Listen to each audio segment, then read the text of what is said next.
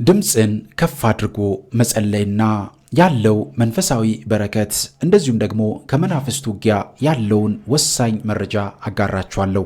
ሰላም ውድ ቤተሰቦቼ እንደምን አላችሁ? እንደምን እስከ ሰዓት ደረሳችሁ?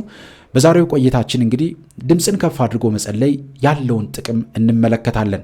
ብዙዎቻችን እንግዲህ ጸሎት በምንጸልይበት ጊዜ አንዳንዴም ለራሳችንም አይሰማንም። ብዙዎቻችን የምንጸልየው ጸሎት አንዳንዶቻችን ደግሞ እየጸለየን ሌሎችን በዙሪያችን ያሉ ሰዎችን የምንረብሽ እንደዚሁም ደግሞ ለውዳሴ ከንቱ በተለያዩ ነገር ውስጥ የምንወድቅ ሰዎች አለን።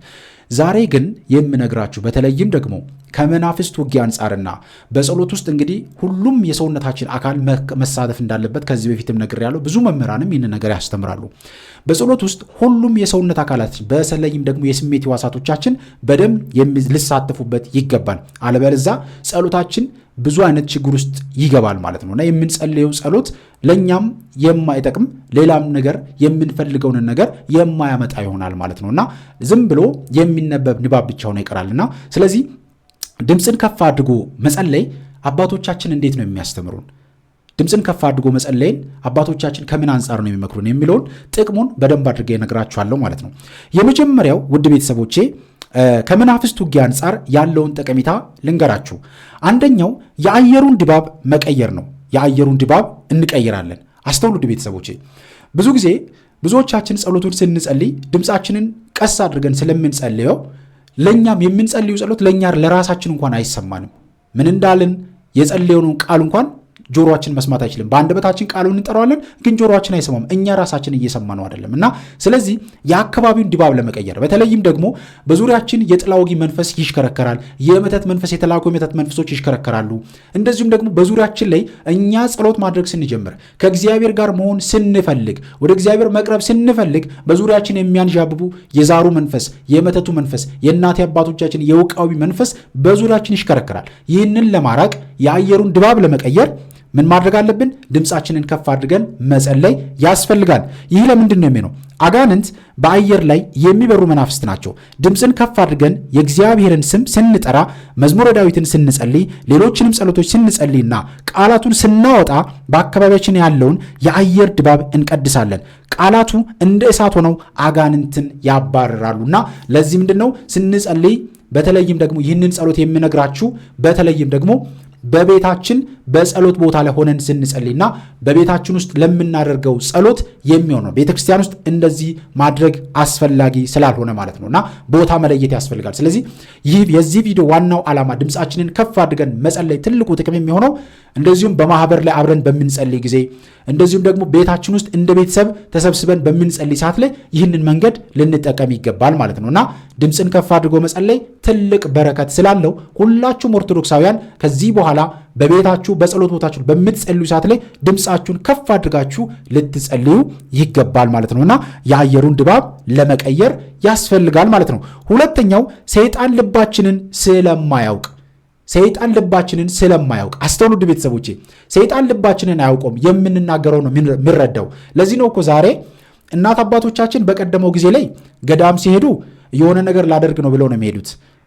ጸበል መሄድ በሚፈልጉ ሰዓት ላይ እንደዚህ አይነት ነገር ላከናውን፣ እንጨት ሰበራ ነው የሚሄደው፣ እንደዚህ ላደርግ ነው ብለው ይሄዳሉ። ለምን? እናቶቻችን መጽሐፍ ቅዱሳዊ ስለነበሩ የእያንዳንዱን የመናፍስትን ሴራ ይረዳሉ። እኛ በዚህ ዘመን ያለነው ነን የዲያብሎስን ሴራ ሊገባን ያልቻለን፣ ልንረዳውና ልናውቁ ያልቻልነው እኛ የዚህ ዘመን ወጣቶችም አባቶችም እናቶችም ጭምረን ያልገባን ማለት ነው። ነገር ግን የቀደሙት እናቶቻችን አባቶቻችን መጽሐፍ ቅዱሳዊ ነበሩ። መናፍስትን ዲያብሎስን የሚያሸንፉበት የራሳቸው ትልልቅ መንገድ ነበራቸውና ገዳማት በሚሄዱ ጊዜ አይናገሩም። ለምን? ከተናገሩ መናፍስት የሚናገሩትን ያውቃል። ሰይጣን የሚናገሩትን ስለሚያውቅ ያሰናክላቸዋል። የወር አበባ በማምጣት ፈተና፣ ሌሎችን ፈተናዎች በመደቀን ወደሚፈልጉት ቦታ እንዳይሄዱና በረከት እንዳያገኙ ይከላከላል። ስለዚህ ሰይጣን ልባችንን ስለማያውቅ ድምፃችንን ከፍ አድርገን የእግዚአብሔርን ስም እየጠራንና እየተቃወምን የምንጸልይ ከሆነ ስራውን፣ ዓላማውን፣ እቅዱን እናፈርሳለን። ስለዚህ ድምፅን ከፍ አድርጎ መጸለይ ያንን ነገር እንድናደርገው የምንቃወመውን ነገር እሱ እንዲያውቀው እንዲሰማው ማድረግ ያስፈልጋል። እግዚአብሔርን እያመሰገንን እንደሆንን እሱ እንዲያውቀው እንዲረዳው ልናደርገው ይገባል። ስለዚህ አባቶች እንደሚሉት ሰይጣን የሰውን የልብ ሐሳብ በቀጥታ የማንበብ ስልጣን የለውም። ይህ የእግዚአብሔር ብቻ ነው። ሰይጣን የሚዋጋን ከውጪ የሚያሳየን ምስልና በአእምሯችን በሚዘራው ሐሳብ ነው።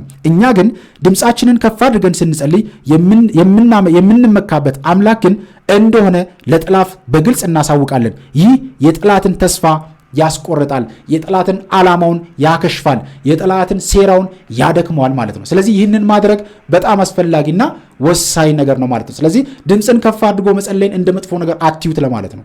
ድምፃችንን ከፍ አድርገን በምንጸልይ ሰዓት ላይ ትልቅ በረከት ነው የምናገኘው።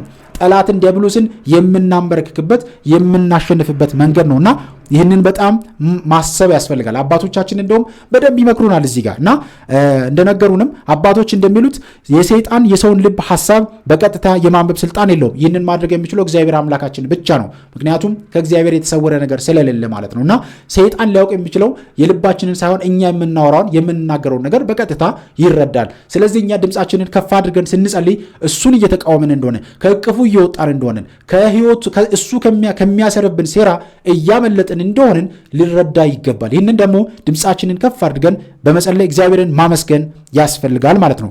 ሶስተኛው የፍርሃት መንፈስን ለመስበር ነው። የፍርሃትን መንፈስ ለመስበር ድምፃችንን ከፍ አድርገን መጸለይ ያለብን። አንዳንድ ብዙዎቻችን አሁን ስንጸልይ በዙሪያችን የዛር መንፈስ ተመስሎ በዘንዶ በአውሬ በሆነ ነገር እየተሽከረከረ አንዳንድም ደግሞ እየጸለይን ባለንበት ሰዓት ላይ ከኋላችን መጥቶ የሆነ ነገር የሚነካን የሚመስለን የሆነ ነገር መጥቶ የሚጎትተን ዘንዶ የተጠመጠመብን አስመስሎ መታየት በዙሪያችን እንደዚህ እየወጣ እየተሽከረከረ በዝንጀሮ መልክ፣ በጅብ መልክ፣ በከብት መልክ፣ በአውሬ በተለያዩ ነገሮች የተመሰለ ጸሎታችንን ለማስታጎል የሚሯረጣለን። ይህንን በሙሉ አካባቢውን ለመቀየርና ይህንን አይነት ሴራ ለማክሸፍ ድምፅን ከፍ አድርገን ስንጸልይ አንድም ድምፁን እንሰማለን። በድምፁ ውስጣችን ሐሴት ያደርጋል፣ ይደሰታል፣ እግዚአብሔርን እያመሰገንን ስለሆነና ይህንን ስናደርግ ደግሞ ዲያብሎስ ያፍራል።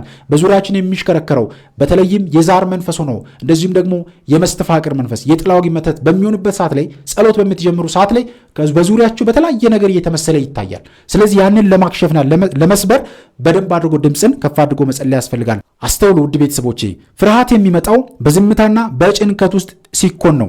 ድምፅን አውጥቶ መጸለይ ግን በነፍስ ውስጥ መተማመንና ድፍረትን ይፈጥራል። እግዚአብሔር ብርሃንና መድኃኒቴ ነው፣ የሚያስፈራኝ ማን ነው?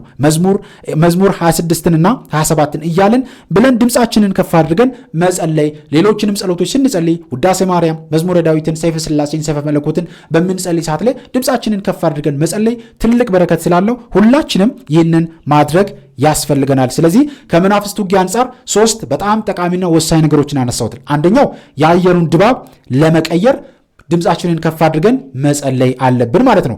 ሌላው ሰይጣንን ልባችንን ስለማያውቅ ድምፃችንን ከፍ አድርገን በምንጸልይ ሰዓት ላይ የሚወጣው ቃል እሱን መቃወሚያ ስለሆነ የምናወጣው ቃል እሱን መውጊያ ስለሆነ በዚህ ይሸነፋል፣ ይወድቃል። ሶስተኛው ደግሞ የፍርሃትን መንፈስ ከውስጣችን ለማባረር ድምፃችንን ከፍ አድርገን መጸለይ ያስፈልጋል። ልባችንን የያዘውን ዙሪያችንን የሸበበውን መንፈስ የምናሸንፈው አንዱ በዚህ መንገድ ነውና ከመናፍስት ውጊያ አንጻር እነዚህን 3 ወሳኝና ጠቃሚ ነገሮች አነሳሁት። ስለዚህ ድምፅን ከፍ አድርጎ መጸለይ ትልቅ በረከት ስላለው ሁላችንም ኦርቶዶክሳውያን ይህንን ማድረግ ያስፈልጋል። ሌሎች ደግሞ በጣም ጠቃሚና የሚያበረቱንን ነገሮች ደግሞ ልንገራችሁ። ድምፅን ከፍ አድርጎ መጸለይ አንድም ሐሳብን ለመሰብሰብ ይረዳል፣ ወይም ፎከስ የምንለውን ነገር እንድናመጣ ያደርጋል ማለት ነው እና ስለዚህ ትልቁ የጸሎት ፈተና ሐሳብ መበተን ነው። አስተውሉ። ብዙዎቻችን ዛሬ የምንፈተነው በዚህ መንገድ ነው። አንዳንዶቻችን ስንጸልይ በመግቢያ ላይ እንደነገርኳችሁ የምንጸልየው ጸሎት ለእኛም ራሱ አይሰማንም። የምንጸልየው ጸሎት ለራሳችን አይሰማም። በተለይም ደግሞ በማህበር በምንሆንበት ሰዓት ላይ ለብቻችንን በምንጸልይ ሰዓት ላይ ድምፃችንን አጥፍተን መጸለይ የለብንም። ድምፃችንን ከፍ አድርገን እየሰማነው እያዳመጥነው መጸለይ አለብን። አንደበታችን የምናገረውን ጆሮአችን መስማት አለበት። አካላቶቻችን፣ የስሜት ሕዋሳቶቻችን፣ እጃችን፣ እግራችን፣ በአጠቃላይ ሰውነታችን በጸሎት ውስጥ መሳተፍ አለበት። ይህ ካልሆነ በነገራችን ላይ ጸሎታችን የሆነ ነገር ይጎለዋል ማለት ነው። የሆነ ነገር ይጎሏል። ስለዚህ ይህንን ለማስተካከል ድምፃችንን ከፍ አድርገን መጸለይ አለብን። ይህም የሚሆነው ሐሳብን ለመሰብሰብ በጸሎት ሐሳብ የምንፈተን ሰዎች ላይ የሐሳብ መበተን ነው። ሐሳባችን እንዳይበታተን ከሚያደርገን ነገር ፎከስ ወይም ትኩረት እንዲኖረን የሚያደርገን አንዱ ድምፅን ከፍ አድርገን ስንጸልይ ድምፁን እንሰማለን። ድምፁን የምንሰማ ከሆነ ሌሎች የሚረብሹ ነገሮች ቢመጡም ያንን ነገር ማለፍ እንችላለን ማለት ነው እና ትልቁ የጸሎት ፈተና የሐሳብ መበተን ነው። ድምፅን ከፍ ስታደርግ ጆሮ የምትናገረውን ቃል ይሰማል። በዚህ ጊዜ አእምሮ በሁለት መንገድ በማናገርና በመስማት በጸሎቱ ላይ እንዲጠመድ ይገደዳል። ይህ ሐሳብህ ወደ ሌላ ዓለም እንዳይሄድ ይቆልፈዋልና ይይዘዋል። ስለዚህ ድምፅን ከፍ አድርጎ መጸለይ ትልቅ በረከት አለውና ሁላችንም ውድ ኦርቶዶክሳውያን ይህንን መንገድ ልንጠቀም ይገባል። ድንገትም አሁን ባላችሁበት መንገድ የምትጠቀሙት የጸሎት መንገድ በሌላ አማነት መንገድ ከሆነ መፈተሽ ያስፈልጋል። ይህንንም እያደረጋችሁ ከሆነ እንደዚህም እያደረጋችሁ ከሆነም እነዚህንም ነገሮች ማሰብ መረዳት በጣም አስፈላጊ ነውና ይሄ በጣም ብዙዎቻችንን የሚጠቅመን መንገድ ነው። ሌላው መላው ሰውነትን በጸሎት ማሳተፍ ነው። ቅድም እንደነገርኳችሁ ነው።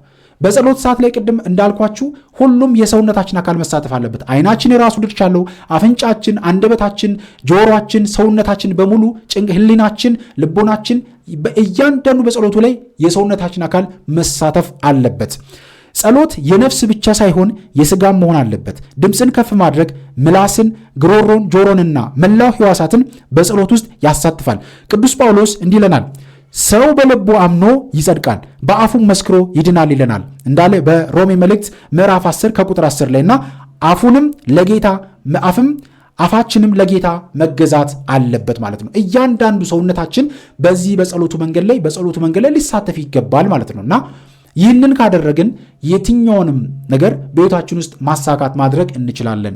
ስለዚህ የተበላሸውም ነገር እንዲስተካከል ከእግዚአብሔርም ጋር ያለንን መንገድ ለማስተካከል ጸሎታችንን በደንብ አድርገን መጸለይ የምንችለው አንዱ ድምፅን ከፍ አድርገንና ሁሉም የሰውነታችን አካላት በጸሎት መሳተፍ ሲችሉ ብዙ በረከት እናገኛለን ማለት ነው እና ሌላው ደግሞ ልብን ለማንቃት ነው። ልብን ነቃ አድርጎ ጸሎትን ለመጸለይና አንዱ የምንፈተነው እንደዚህ ነው። አንዳንዶቻችን ጸሎት ስንጸልይ በሆነ ስሜት ውስጥ ሆነን እንጨርሷለን። ምንም የጸለይነው ሳይገባን ያደረግነው ነገር ሳንረዳው ጸሎቱን እንጨርሳለን። ስለዚህ ልብን ለማንቃት አንዳንዴ ነፍሳችን ትዝላለች፣ መጸለይም ትሰለቻለች። በዚህ ጊዜ ድምፅን ከፍ አድርጎ መጸለይ ልክ እንደ ጥሩምባ ነፍስን ከእንቅልፏ ያነቃታል። የቃላቱ ኃይል በውስጣችን መንፈሳዊ ሙቀትን ይፈጥራልና፣ ስለዚህ ድምፅን ከፍ ስናደርግ የሆነ የሰውነታችን ክፍል እንዲበረታ እናደርጋለን።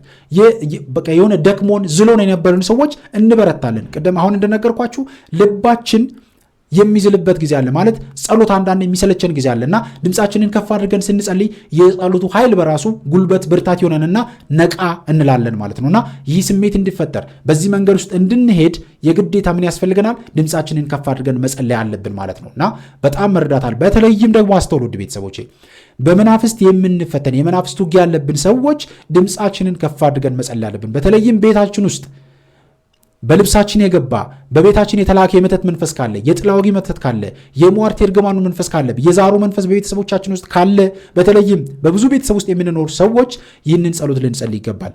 አንድ ክፍል ውስጥ ብንሆን አንዳችን እኛ ብቻ የምንጸልይ ቢሆን እንኳን የምንጸልየው ለውዳሴ ከንቱና ራሳችንን ለመጣል እንዳይሆን መጠንቀቅ ያስፈልጋል። ቢሆንም ግን ድምፃችንን ከፍ አድርገን የእግዚአብሔርን ስም በቤታችን መጥራት አለብን።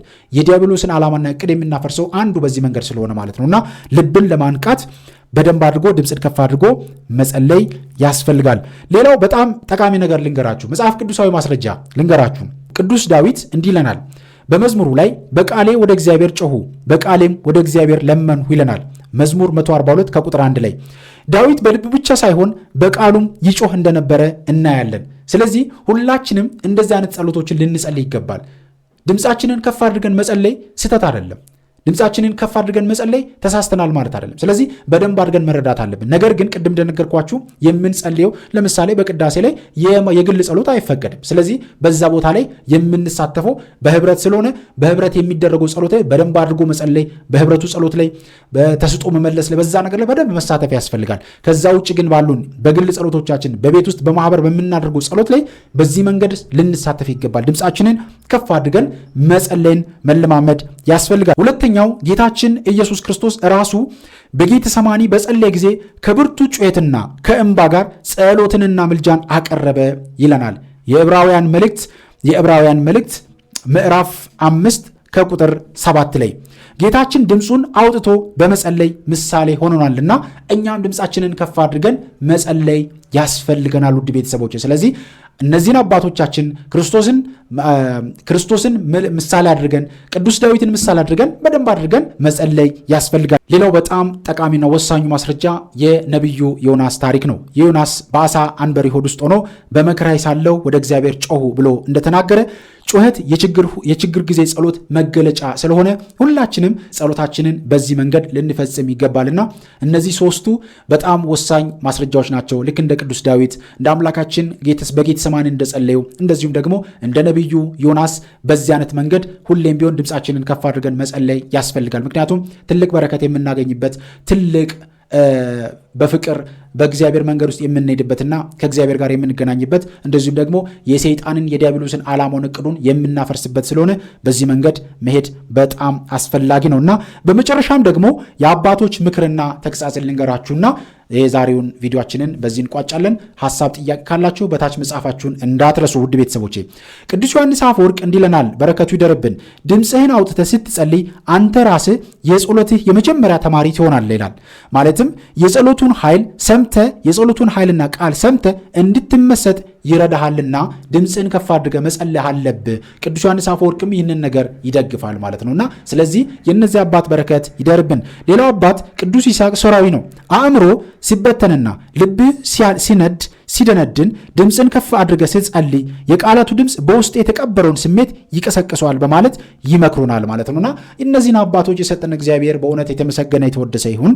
መጽሐፈ መነኮሳት ላይ ደግሞ መናፍስት በጸሎት ጊዜ ግራ ሲያጋቡህና ሲያስፈራሩህ እንደ ጦርነት ድምፅ ቃላቱን በኃይል አውጣቸው ይላሉ። ይህ የሰይጣንን ኩራት ይሰብራልና ማለት ነውና መጽሐፈ መነኮሳት ላይ በጣም በተደጋጋሚ በተለይም ከመናፍስት ውጊያ አንጻር በጣም ብዙ ነገሮች ተጽፏልና መጽሐፈ መነኮሳት አንዱ ነው ማለት ነውና በጣም እነዚህ አስፈላጊና ወሳኝ ነገሮች ናቸው በሕይወታችን ውስጥ ብዙ ነገር የምናገኝባቸውና አንዳንዴ ስንጸልይ ድምፃችን ለራሳችን አይሰማምና እኔ ራሱ ይገረማለሁ። አንዳንድ ሰዎች ሲጸልዩ ድምፃቸው ለራሳቸው አይሰማም። አንዳንዱ ቃላቱ በጣም ያስቸግረዋል። ቃላቱን መጥራት አይችልም። የጸሎቱን መጽሐፍ ከፍቶ ማንበብ አይችልም። ለምን? መናፍስት ብዙ ጊዜ ከዚህ በፊት እንደነገርኳችሁ አይን ለመናፍስት በሚሆኑ ሰዓት ላይ፣ አንደበታችን ላይ፣ ጆሮአችን ለመናፍስት በሚሆኑ ሰዓት ላይ ጸሎትን እንድንጸልይ በጭራሽ አይፈልጉም። ለምን? የሚቃጠሉበት የሚነዱበት ስለሆነ እንደዚህ አይነት ነገሮችን እንድናደርግ በጭራሽ አይፈልጉም። ሌላው ግን በዚህ መንገድ ማወቅ የሚገቡንን ነገሮች ደግሞ እና መጠንቀቅ ያሉ ነገሮች ልንገራችሁ። መጠንቀቅና ማወቅ የሚገቡን ነገሮች ልንገራችሁ። ድምፅን ከፍ አድርጎ መጸለይ ትልቅ በረከት ቢኖረውም የሚከተሉትን ነጥቦች ግን ማስተዋልና መረዳት በጣም አስፈላጊ ነው። አንደኛው ለትዕቢት እንዳይሆን በጣም መጠንቀቅ ያስፈልጋል። ድምፅን ከፍ የምታደርገው ሰው እንዲሰማኝ ብለህ ሳይሆን ሰይጣንን ለማባረርና ሐሳብን ለመሰብሰብ መሆኑን በመጀመሪያ ደረጃ ማወቅ ያስፈልጋል። ውድ ቤተሰቦቼ ይህንን ሁላችንም ኦርቶዶክሳውያን ልንረዳው የሚገባ ነገር ነው። ሁለተኛው ቤተሰብን እንዳይረብሽ መጠንቀቅ ያስፈልጋል። በቤት ውስጥ ሌሎች ሰዎች ካሉ እነሱን በማይረብሽ ለአንተ ግን በሚሰማ ድምፅ የመጸለይን ጥበብ መለማመድና ማድረግ አስፈላጊ ነው።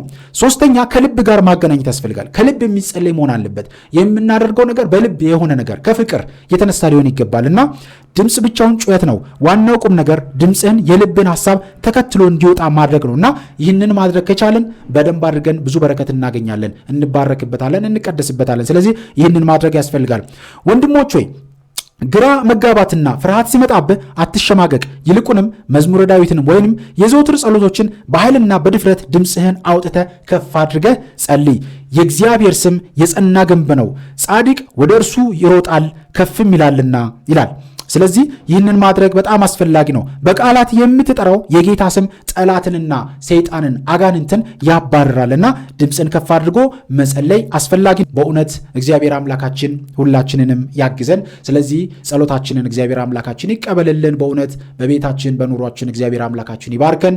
ትዳራችንን፣ ቤታችንን፣ ኑሯችንን፣ ልጆቻችንን፣ ሁሉንም ነገር የኛ የሆነውን ነገር እግዚአብሔር አምላካችን ይባርክልን። የተባረከውን የተቀደሰውን ነገር እግዚአብሔር አምላካችን ለሁላችንም ያድልልን። ቤታችንን ኑሯችንን ሁሉ እግዚአብሔር አምላካችን ሰላም ያደርግልን። ሀገራችን ኢትዮጵያን ሰላም ያደርግልን። ሁላችንም በዚህ መንገድ ልንጸልይ ይገባል። አንዳንዴ የጸሎት መንገዳችንን በደንብ መፈተሽና ማየት ከሁላችንም የሚጠበቅ ነገር ስለሆነ በዛ መንገድ ነገሮችን መረዳት አስፈላጊና ወሳኝ ስለሆነ ሁላችንም ይህንን ልናደርግ ይገባል። የራሳችሁን የሚሰማችሁን ሐሳብና ኮሜንት ከታች ለጻፉልኝ። እንደዚሁም ደግሞ በጸሎት ያገኛችሁትን ተሞክሮች አሁን የምታደርጉበት መንገድ እንዴት ነው እየጸለያችሁ ያላችሁት? ስትጸልዩ ድምጻችሁ ይሰማል ወይ? የምትጸልዩትን ድምፅ እናንተ ተሰሙታላችሁ? ካልሰማችሁስ ደግሞ ምንድነው የተፈተናችሁ ያላችሁበት የሚለውን ኮሜንት ላይ መጻፋችሁን እንዳትረሱ። ይህንን ቪዲዮ እስከዚህ ድረስ ከሰማችሁ፣ ምክንያቱም እስከዚህ ድረስ ከደረሳችሁ በኮሜንት ላይ መጻፋችሁን እንዳትረሱ። የሚሰማችሁን ስሜት በኮሜንት ላይ ጻፉ። እግዚአብሔር አምላካችን ከሁላችን ጋር ይሁን። ይቆየን። አሜን።